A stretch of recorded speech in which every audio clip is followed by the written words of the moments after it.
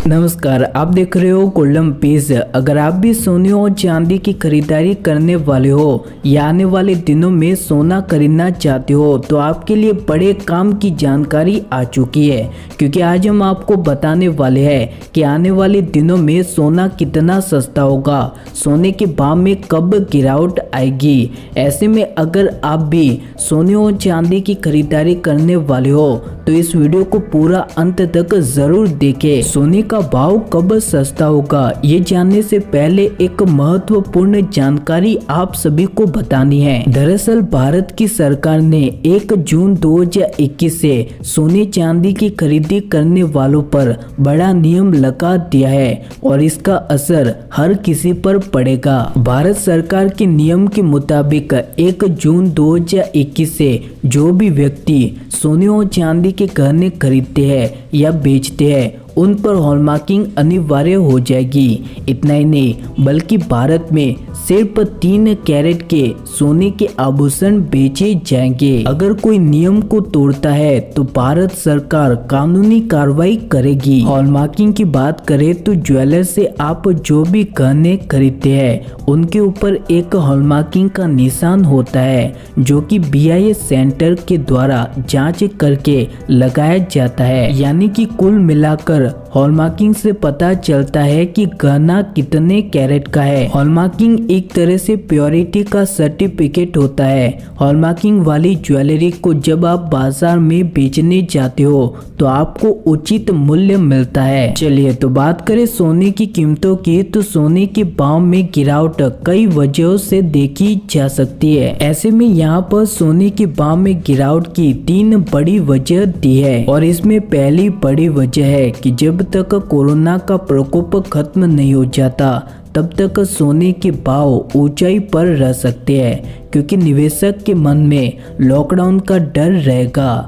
Corona के case लगातार बढ़ रहे हैं, इससे निवेशक सुरक्षित निवेश के तौर पर सोने में निवेश करते हैं। हालांकि पिछले साल की तरह सोने में तेजी के बाद बड़ी गिरावट आ सकती है। जिस तरह पिछले साल लॉकडाउन के बाद सोना 7वें आसमान से गिरा था, उसी तरह से इस बार तेजी के बाद सोने में बड़ी गिरावट आएगी। और इसके बाद दूसरी बड़ी वजह है कि छोटे मध्यम वर्ग के लोगों के पास इतना अधिक पैसा भी नहीं है कि वे अभी सोने को खरीदे, क्योंकि कोरोना वायरस ने एक बात तो सिखा ही दी है कि गोल्ड से ज्यादा महत्वपूर्ण खाना है। महामारी के जाने के बाद भी देश का आम आदमी सोने में ज्यादा खरीदारी नहीं करेगा। वैसे आपको बता दें कि पूरे देश में 60% खरीदारी सिर्फ ग्रामीण आम आदमी करता है, लेकिन महामारी की वजह से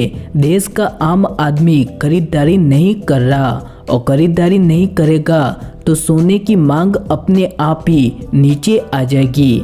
वैसे यह बात तो आपको पता ही होगी कि जब मांग कम हो जाती है तो सोने के भाव भी धड़ाम हो जाते हैं, यानी कि सोने के भाव में भी गिरावट आएगी। वैसे आपको पिछला साल यानी कि साल 2020 तो याद ही होगा, जब मार्च 2020 में लॉकडाउन हुआ था तो उस समय सोने का भाव 40,200 के आसपास था और अगस्त महीने तक 53 से 55 हजार तक सोने का भाव पहुंच चुका था। लेकिन जैसे ही देश में कोरोना का प्रकोप कम हुआ, लॉकडाउन खुला, तो सोने के भाव में भारी गिरावट आई। सोने का भाव उच्चतम स्तर से 14,000 रुपए तक सस्ता हो गया। वही अगर कमोडिटी बाजार के कारोबारियों की माने तो उनका कहना है कि अभी परिस्थिति विकट बन चुकी है। भारत में कोरोना के मामले तेजी से आ रहे हैं, जिसे देखकर सरकार कई कड़े नियम लागू कर चुकी है।